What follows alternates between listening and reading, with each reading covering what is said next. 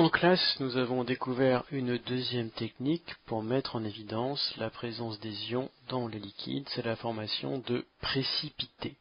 Un précipité, c'est un solide mou qui se forme quand on mélange deux liquides. Alors, pour mettre en évidence les ions chlorure, ici, on a mis en évidence les ions chlorure, on voit qu'il se forme un précipité blanc, eh bien, il faut ajouter du nitrate d'argent. Si je verse du nitrate d'argent dans un liquide et qu'il se forme un précipité blanc, j'en déduis que le liquide contient des ions chlorure. Pour mettre en évidence les ions sulfate, on a pris du chlorure de barium. Si je mets du chlorure de barium dans un liquide et que j'obtiens un précipité blanc, c'est que le liquide contient des sulfates. On a aussi appris à mettre en évidence, donc ça bien sûr il faut l'écrire dans le cahier.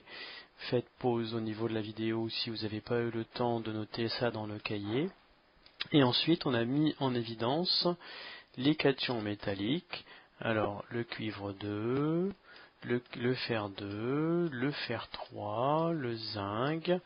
Alors pour mettre en évidence ces quatre cations, il faut ajouter de la soude. Si je mets de la soude dans un liquide et qu'il se forme un précipité, j'en déduis que le liquide contient des cations métalliques. Et la couleur du cation nous donne le nom. Alors si on a un précipité bleu, c'est que le liquide contient des Ci2+.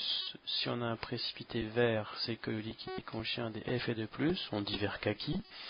Si un liquide contient un précipité rouille, c'est qu'on a des ions fer 3. Et si j'ajoute de la soude et que j'obtiens un précipité blanc, c'est que j'ai des ions zinc.